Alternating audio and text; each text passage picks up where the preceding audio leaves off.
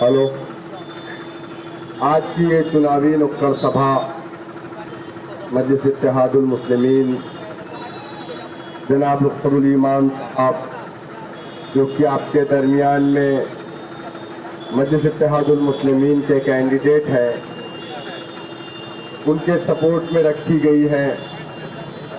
यहाँ पे तशरीफ़ फरमा बिहार के महासचिव जनाब मजहरुल हसन साहब, चेयरमैन जनाब कमरुल इस्लाम साहब, जनाब इंजीनियर सरफराज साहब, दीगर कायदीन, उलमा इकराम, इस इलाके की गयूर आवाम।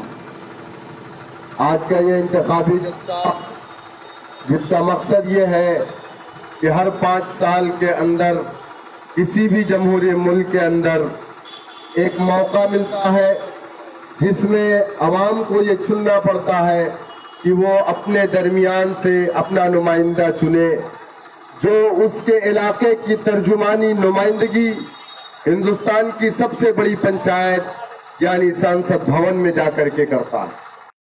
अवाम को ये फैसला दिया जाता है कि 5 साल में अपने दरमियान से एक ऐसा नुमाइंदा चुनना है कि जो उसके इलाके के डेवलपमेंट की बात नहीं बल्कि काम करे। लेकिन बड़े अफसोस की बात है कि हमारा मुल्क आजाद हुआ 72 साल हो गया। 1947 में हमारे मुल्क को आजादी मिली और आजादी के बाद आज हमारा इलाका है तो वो आपका यही इलाका सीमांचल का किशनगंज जिले का यही इलाका है। सवाल ये है कि इस मुल्क के अंदर जहां पर मुसलमानों ने 832 साल हुक्मरानी की, आखिर क्या वजह है कि हमारे मुल्क के अंदर 70 सालों में महज हम दलित से बदतर जिंदगी जीने पर मजबूर हैं। और ये आंकड़ा मजलिस इत्तेहादुल मुस्लिमीन का नहीं है, बल्कि ये आंकड़ा उन नाम नहाद सेकुलर पार्टियों का है जिन पार्टियों ने आजादी के बाद से 60 साल से ज्यादा इस मुल्क पर हुकूमत किया।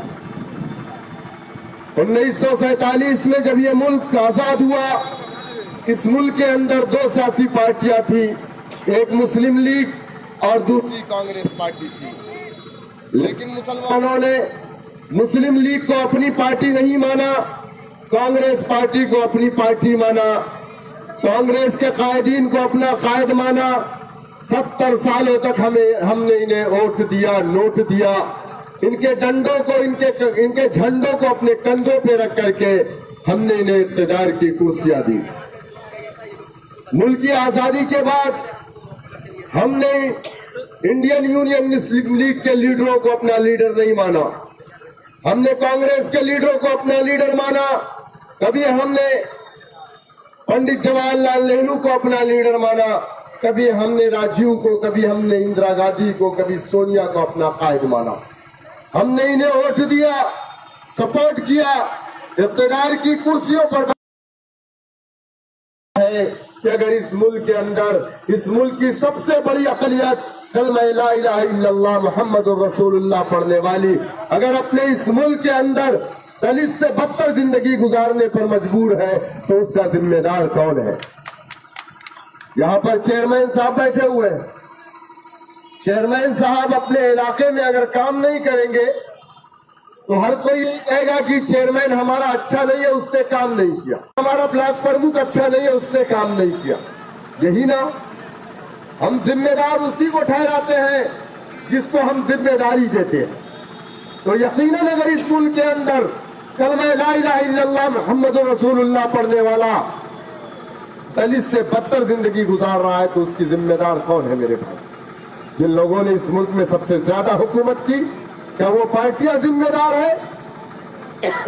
मेरे भाई, इस चीज को हमें समझने की जरूरत है कि इस मुल्क के अंदर जहां मुसलमान सबसे पिछड़ा है, वहीं पर सीमांचल का ये इलाका भी हिंदुस्तान के नक्शे पर सबसे पिछड़ा। आखिर क्यों? ताली बजाने की बात नहीं है, सोचने की बात है। आपने हमेशा एक काम किया बीजेपी को हराने के लिए आपने कांग्रेस पार्टी को वोट दिया। यकीनन मुसलमान कभी भी फिरका परस्ता ताकतों का साथ नहीं देता। हमने इसीलिए उस वक्त यूनियन मुस्लिम लीग का साथ नहीं दिया था, हमने कांग्रेस को सपोर्ट किया था, हमने इख्तियार कांग्रेस को सौंपा था। लेकिन सवाल यह है कि आज तक जब हम फिरका परस्त ताकतों को रोकते रहे तो तुमने हमारे जायज हुकूक को नहीं दिया। 1948 में एक कन्वेंशन उत्तर प्रदेश के लखनऊ में बुलवाया गया। उलमाए किराम ने मुसलमानों से ये कहा है, मुसलमानों तुम्हारी कोई सियासी पार्टी नहीं बनाना। मुसलमानों ने लब्बैक कहा, मुसलमानों ने अपनी कोई सियासी पार्टी नहीं बनाई। कांग्रेस पार्टी को ही हमने अपनी पार्टी माना और हमने ये सोचा कि ये कांग्रेस पार्टी इख्तियार की कुर्सियों पर रहेगी और संविधान ने हमें जो जायज हुकूक दिए हैं, हमने कभी ये नहीं कहा था कि राजीव गांधी तुम्हारा घर हमें दे दो, राजीव गांधी तुम्हारे पैसे हमें दे दो। हमने तो यही कहा था कि संविधान में बाबा साहब भीमराव अंबेडकर ने जो हुकूक हमें दिए हैं वो हुकूक हम तक पहुंचा दो। लेकिन क्या इन पार्टियों ने हमारे जायज हुकूक को हम तक पहुंचाया? क्या हमारे इलाके में डेवलपमेंट के काम हुए? मुसलमान अगर पसमानदा है तो वो तालीम के मैदान में भी पसमानदा है, सामाजिक मैदान में भी पसमानदा है, माशी मैदान में भी पसमानदा है, हर तरीके से आप पसमानदा। इसका वजह, उसकी वजह क्या? इसका जिम्मेदार कौन है? क्या उसकी जिम्मेदार मजलिस इत्तेहादुल मुस्लिमीन है? क्या उसके जिम्मेदार अखरुल ईमान साहब है? नहीं मेरे भाई, उसकी जिम्मेदार वही पार्टियां हैं जिन पार्टियों ने 72 सालों से हमारे वोटों को इस्तेमाल और हमारा इस्तेहसाल किया, जिन पार्टियों ने हमारे वोट को लेकर के और प्लास्टिक के गिलास की तरह पानी पी करके जैसे फेंक दिया जाता है, ठीक उसी तरीके से हमारे वोट का इस्तेमाल करके हमें फेंक दिया। कभी पलट करके हमारी बस्तियों की तरफ नहीं देखा कि मुसलमान किस हालात में अपनी जिंदगी को गुजर और बसर कर रहा। आज बताइए कि आपके इस किशनगंज के इलाके में रहने को मकान नहीं है, पहनने को कपड़े नहीं है, खाने को रोटी नहीं है, पढ़ने को स्कूल नहीं है, दवा के लिए, इलाज के लिए हॉस्पिटल और डॉक्टर नहीं। आज बड़े बड़े दावे बीजेपी या कांग्रेस पार्टी करती, कोई डिजिटल इंडिया, कोई मेक इन इंडिया की बात कर रहा है और digital India, made in India में आज और तो हमने हमेशा सेकुलर पार्टियों का साथ दिया। हमको यहां आने की जरूरत क्यों पड़ी? मजलिस इत्तेहादुल मुस्लिमीन हैदराबाद से क्यों निकली? जैसा कि मैंने आपसे कहा कि हिंदू दलित से बदतर अपनी जिंदगी जी रहा है। ये किसका डाटा है? ये सर्वे किसका है? ये रिपोर्ट किसकी है? ये गवर्नमेंट ऑफ इंडिया की रिपोर्ट है। कांग्रेस पार्टी ने अपने वक्त में मुसलमानों के पसमानदगी पैमाने को नापने के लिए इस रिपोर्ट को मंगवाया। कभी राजेंद्र सच्चर कमेटी, कभी रंगनाथ मिश्रा कमीशन, कभी कुंटू कमीशन, कभी महमूदुर रहमान कमीशन। मुस्लिम इलाकों में स्कूल खुलना चाहिए, मुसलमानों के साथ नाइंसाफी हो रही। लेकिन सवाल यह है कि वो कांग्रेस पार्टी जो 60 साल तक इख्तियार की कुर्सियों पर बैठी रही, क्या उसने मुसलमानों को रिजर्वेशन देने की बात कही? क्या उसने मुस्लिम इलाकों को डेवलप करने का काम किया? अगर मुस्लिम इलाके को डेवलप करने का काम किया होता तो 60 साल तक कांग्रेसियों ने इस मुल्क पर हुकूमत की। लेकिन आज ये आपका किशनगंज हिंदुस्तान के नक्शे पर पिछड़ा हुआ। आप बताइए मुझे, क्या आज भी आप उस खूनी पंजे का साथ देने को तैयार हैं? क्या आज भी आप ऐसी पार्टी को वोट देने को तैयार है जिस पार्टी के सांसद मौलाना इसरारुल हक कासमी अलैहिर्रहमा, अल्लाह उनकी कब्रों को नूर से भर दे, जब शरीयत में मुदाखलत की बात आई तो हिंदुस्तान की पार्लियामेंट में खड़ा होकर के बोलना चाह रहे थे। सबसे बड़े मदरसे दारुल उलूम देवबंद के शूरा के मिंबर भी थे और वो शरीयत पे बोलना चाह रहे थे, लेकिन यही कांग्रेस पार्टी ने बोलने का मौका नहीं दिया और मौलाना ने मजबूर होकर के अपना वीडियो डाला कि मैं बोलना चाह रहा था, मेरी शरीयत को शहीद किया जा रहा था, लेकिन ये कांग्रेस पार्टी के लोगों ने मुझे बोलने का मौका नहीं दिया। क्या मेरी बात गलत है? और कहीं ना कहीं ये सदमा लगा और मौलाना इस दुनिया से कूच कर गए। मौलाना की अगर मौत भी हुई है तो उसकी जिम्मेदार ये कांग्रेस पार्टी है। मेरे भाई, मैं आपसे कहना चाहूंगा, मुसलमान बगैर कपड़ों के तो रह सकता है, मुसलमान खाली पेट तो रह सकता है, मुसलमान जंगलों में अपनी जिंदगी गुजर बसर कर सकता है, लेकिन अपनी शरीयत के बगैर एक सेकंड भी इस दुनिया में मुसलमान अपनी जिंदगी गुजर और बसर नहीं कर सकता। उस शरीयत में मुदाखलत की बात आई तो ठीक है, हमने वो भी बर्दाश्त कर लिया कि तुमने हमारे इलाके को डेवलप नहीं किया, हमने वो भी बर्दाश्त कर लिया कि तुमने हमें दलितों से बदतर बना दिया, लेकिन अब तुम ये चाहते थे कि हमारी शरीयत को शहीद कर दिया जाए, तो हम उस चीज को बर्दाश्त कर ले।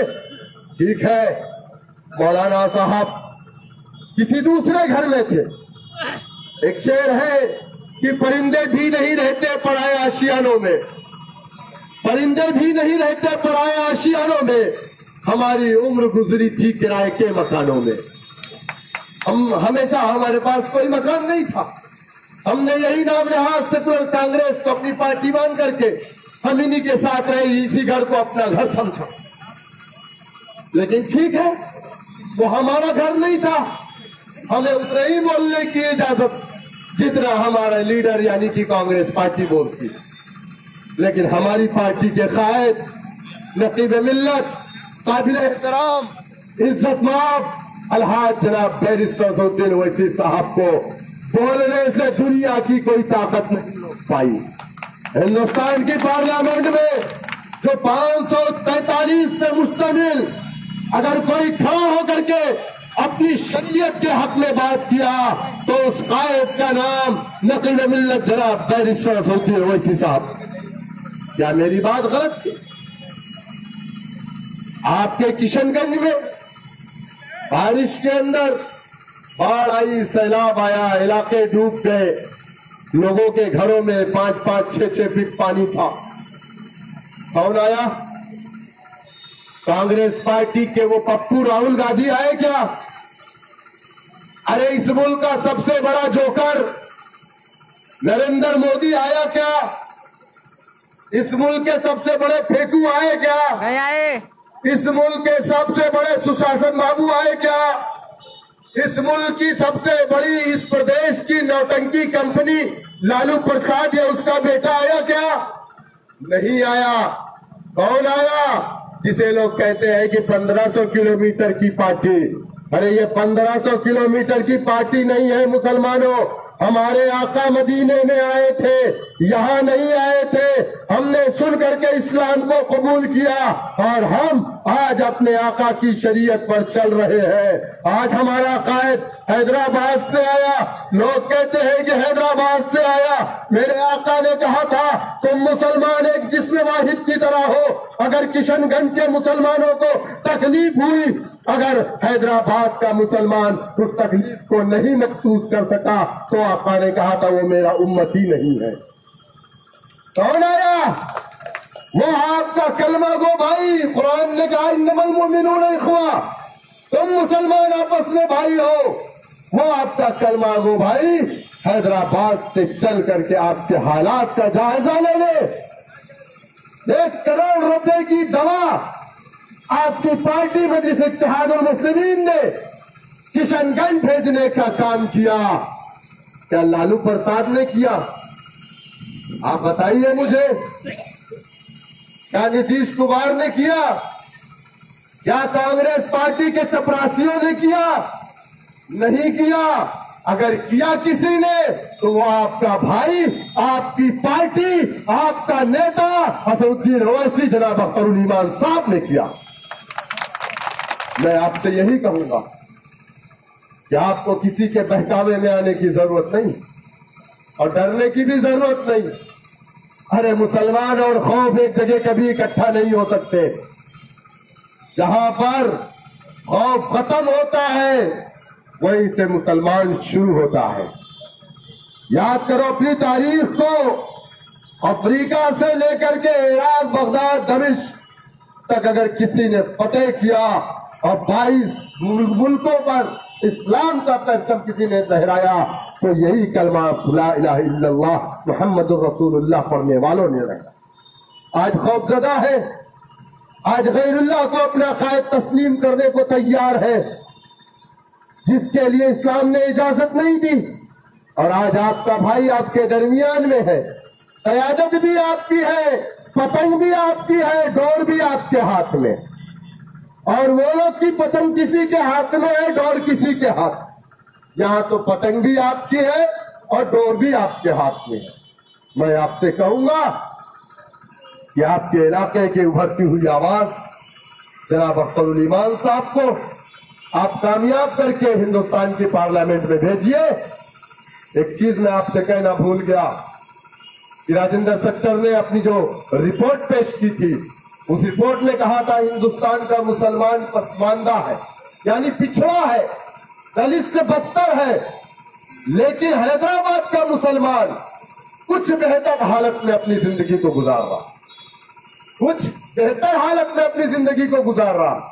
सवाल यह है कि हैदराबाद का मुसलमान हमसे कुछ बेहतर हालत में, यूपी बिहार वालों से बेहतर हालत में क्यों है?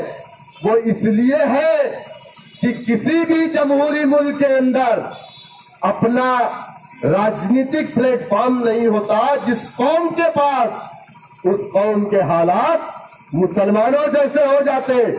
हैदराबाद के मुसलमानों के पास अपना पॉलिटिकल प्लेटफॉर्म था, अपना सियासी स्टेज था, अपनी क़यादत थी, अपने एमपी थे, अपने एमएलए थे, अपने पास मेयर था, अपने पास कारपोरेटर था, जो आपकी आवाज बन करके हिंदुस्तान के ऐवानों में गूंजती थी और आपके हुकूक को ला करके आपके दरमियान में रख देती थी।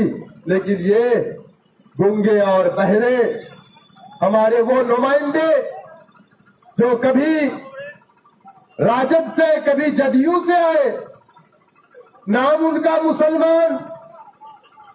अरे चंगेज खान भी तो मुसलमान था, क्या जुल्म किया था दुनिया के अंदर मुसलमानों पर। चंगेज खान भी अपने आप को मुसलमान कहता था।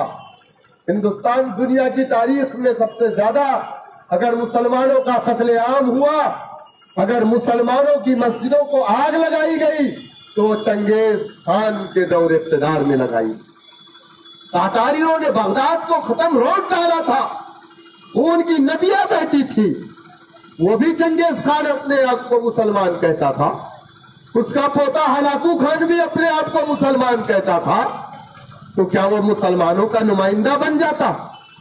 अरे बीजेपी से जीत करके जाने वाला सर पे टोपी रख लेगा, बड़ी से दाढ़ी रख लेगा, तो क्या वो आपका नुमाइंदा होगा? आपका नुमाइंदा नहीं होगा। जिस तरीके से कांग्रेस वालों ने बोलने का मौका नहीं दिया था, उस तरीके से बीजेपी वाले कहेंगे, अरे बीजेपी का महबूब बैठ, तो महमूद बैठ जाएगा। बैठेगा कि नहीं बैठेगा? मोदी कहेगा महमूद बैठ, तो मोदी का महबूब महमूद बैठ जाएगा। और अगर राहुल कहेगा कि अरे डॉक्टर खामोश रहे, जब मैंने तेरे बाप को बोलने का मौका नहीं दिया, जब मैंने तेरे एक आलिम को बोलने का मौका नहीं दिया, तो तेरी क्या औकात है, बैठ, तुझे नहीं बोलना है, तो क्या वो बोल पाएगा? लेकिन जब आपका भाई, आपके इस इलाके का उभरता हुआ ओवैसी, जब अख्तरुल ईमान हिंदुस्तान की पंचायत में सबसे बड़ी खड़ा होगा, तो उसको किसी से पूछने की जरूरत नहीं, राइट दाहिने तरफ बैठे हुए होंगे अख्तरुल ईमान और उनके बगल में बैठे हुए होंगे बैरिस्टर असदुद्दीन ओवैसी। कहेंगे अख्तरुल ईमान, मैं तो पूरे हिंदुस्तान की आवाज बन करके पार्लियामेंट में बोलता हूँ, तू खड़ा हो जा और किशनगंज सीमांचल की आवाज बन करके यहाँ पर तू बोलना शुरू कर। शरीयत में मुदाखलत की बात आए, अख्तरुल ईमान मैं तुझे रोकूंगा नहीं, क्योंकि तेरे और मेरे नबी का मामला है। तू भी खड़ा हो जा, मैं भी खड़ा होता हूँ, 540 से मुकाबला करेंगे। क्या आपको वो अख्तरुल ईमान चाहिए? असद का ईमान चाहिए आपको, या मोदी का महमूद चाहिए? फैसला आपको करना। और एक कांग्रेस के एमएलए साहब एमएलए बन गए। मैंने सुना कि कोई गरीब मुसलमान हाथ मिलाता तो 10 मरतबा हाथ धुलते साबुन से। सही कहा। मैंने सुना भाई, मुझे नहीं मालूम, मैं आकर के सुना। सही बात है, सही बात है, सही बात है, सही बात है, बिल्कुल। एक बार एमएलए हुए, एक बार नमूदार हुए, 5 साल से पता ही नहीं, एमपी का टिकट मिल गया, आ गए, मैं आपका भाई हूं, मुझे वोट दे दो। क्यों दे? अरे हम ज़कात भी ऐसे क्यों देते हैं जो ज़कात का मुस्तहिक होता? ज़कात भी ऐसे लोगों को देना। एहसान कभी भी करना तो ज़र्फ वालों पर करना, कभी कम ज़र्फों पर एहसान नहीं किया जाता। ज़र्फ वाला अगर कोई है तो वो आपका भाई अख्तरुल ईमान है, जो बाप के दरमियान में भागता है, दौड़ता। क्या आपको मालूम है अख्तरुल ईमान की ईमानदारी? क्या आप जानते हैं अख्तरुल ईमान के बारे में? आप इस इलाके के हैं, जानते हैं। वो अख्तरुल ईमान जिसके पास आपके किशनगंज में या पटना में 2 बार एमएलए रहने के बावजूद अपना खुद का मकान नहीं है, वो अख्तरुल ईमान, क्या उसकी ये ईमानदारी की जमानत नहीं है कि वो एक ईमानदार लीडर है जिसके पास रहने के लिए अपना मकान नहीं है? मुझे तो याद आता है कि सहाबा किराम चटाई पर बैठते थे, हमारे खुलफाए राशिदीन चटाई पर बैठते थे, मुल्क की हुकूमत करते थे, 2 कपड़े होते थे, कभी उनके अंदर बादशाह का नशा नहीं छड़ा। आज हमारा अख्तरुल ईमान ठीक उसी नक्शे कदम पर है, बदन पे वही गरीबों वाले कपड़े हैं, मकान वही गरीबों वाला है, शहर में अपना खुद का मकान नहीं है, पटना में किराए के मकान में रहने वाला आपका बेटा, आपका नेता, आपका भाई अगर आपके दरमियान में आया है, क्या आप एहसान फरामोशी करेंगे? क्या आप एहसान फरामोश है? ये कौन एहसान फरामोश नहीं है? इंशाअल्लाह ताला ये मौका आपको मिला है, डरने और घबराने की जरूरत नहीं है। आपको अपने दरमियान से अपना भाई, अपना नेता, अपना लीडर चुन करके हिंदुस्तान की सबसे बड़ी पंचायत में सीमांचल किशनगंज की आवाज को बुलंद करना है, तो अख्तरुल ईमान को भेजना पड़ेगा। बिल्कुल। अपनी एक शेर के साथ अपनी बात को खत्म करूंगा कि लोग बार बार एक बात कहते हैं कि हम पाकिस्तान चले जाएं, हम 1000 मरतबा पाकिस्तान नहीं जाने वाले, क्योंकि ये मुल्क हमारे बाप का है, नरेंद्र मोदी के बाप का सिर्फ नहीं है। ये मुल्क हमारे बाप का है, नीतीश कुमार के बाप का सिर्फ नहीं है। ये मुल्क हमारे बाप का भी है, लालू यादव या तेजस्वी यादव के बाप का नहीं है।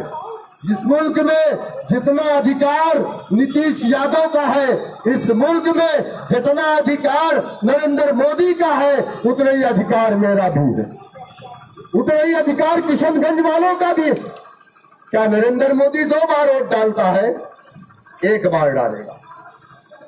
आप कितनी बार डालेंगे? 1 बार। एक इंसान को 1 वोट देने का अधिकार है, जितना नरेंद्र मोदी को है उतना ही सीमांचल और किशनगंज के इस इलाके के लोगों को भी है।